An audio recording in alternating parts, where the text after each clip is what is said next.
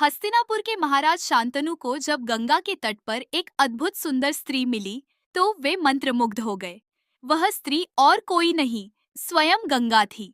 उन्होंने उससे विवाह किया और शर्त यह थी कि राजा कभी भी उससे कोई प्रश्न नहीं करेंगे। गंगा ने एक एक कर 7 पुत्रों को जन्म दिया और उन्हें तुरंत जल में प्रवाहित कर दिया। 8वें पुत्र प्रवाहित करने से पूर्व शांतनु ने उसे रोक लिया। यही बालक था देवव्रत, जो आगे चलकर भीष्म पितामह के नाम से अमर हुआ। गंगा ने बताया कि वह 8 वसुओं के श्राप से मुक्त करने हेतु धरती पर आई थी और यह अंतिम पुत्र वसु नहीं बल्कि उसका अंश था, एक दिव्य आत्मा। गंगा पुत्र को लेकर स्वर्ग चली गई और वर्षों तक उसे शिक्षा, नीति, वेद शास्त्र और अस्त्र शस्त्र की विद्या सिखाई। वर्षों बाद गंगा देवव्रत को वापस हस्तिनापुर ले आई। वह इतना गुणवान, बुद्धिमान और पराक्रमी था कि सबने उसे राजा घोषित करना उचित समझा। लेकिन समय का खेल कुछ और था। राजा शांतनु को वन में शिकार के दौरान एक मत्स्यगंधा स्त्री सत्यवती से प्रेम हो गया। जब राजा ने उसके पिता से विवाह की इच्छा जताई तो पिता ने कहा, मेरी पुत्री का पुत्र ही राजा बने। राजा शांतनु मूक रह गए। वे अपने पुत्र को गद्दी से वंचित नहीं कर सकते थे। यही पीड़ा लिए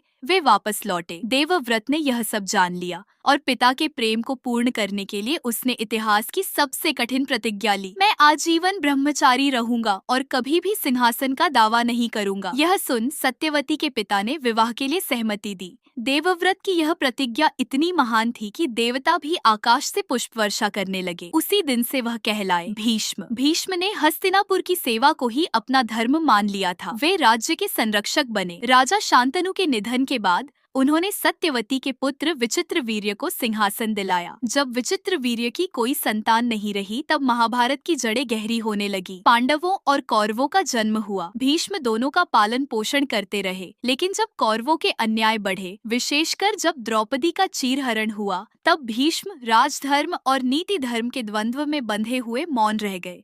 उनका यह मौन ही सबसे बड़ा बोझ बन गया। कौरवों और पांडवों के बीच महायुद्ध की घोषणा हुई। भीष्म कौरवों की ओर से सेनापति बने। यह जानते हुए कि पांडव धर्म के पथ पर हैं, भीष्म फिर भी हस्तिनापुर के प्रति अपनी प्रतिज्ञा निभा रहे थे। भीष्म इतने बलशाली थे कि पांडवों की सेना उनके सामने टिक नहीं रही थी। कृष्ण तक कह उठे, यदि भीष्म को नहीं रोका गया तो युद्ध का परिणाम निश्चित है। एक दिन युद्ध के दौरान शिखंड को सामने रखकर अर्जुन ने भीष्म पर प्रहार किया। शिखंडी को भीष्म स्त्री मानते थे और उस पर अस्त्र नहीं उठाते थे। अर्जुन ने इस अवसर का लाभ उठाया और भीष्म को इतने बाणों से आच्छादित कर दिया कि उनका शरीर शरशैया पर लेट गया। भीष्म के शरीर से रक्त बह रहा था, लेकिन उन्होंने मृत्यु को रोका। उन्होंने इच्छा मृत्यु का वरदान प्राप्त किया था। जब तक सूर्य उत्तरायण में नहीं आया वे जीवित रहे। शरशैया पर लेटे लेटे उन्होंने युधिष्ठिर को राजधर्म, नीति धर्म और राजनीति की शिक्षा दी। जब सूर्य उत्तरायण में आया तब भीष्म ने गंगा का स्मरण किया और अपनी देह को त्याग दिया। उनके जाने के साथ ही एक युग का अंत हो गया। उनकी निस्वार्थ भक्ति, त्याग और अडिग प्रतिज्ञा उन्हें अमर बना गई। वे केवल एक योद्धा नहीं बल्कि निष्ठा और धर्म के जीवंत प्रतीक बन गए।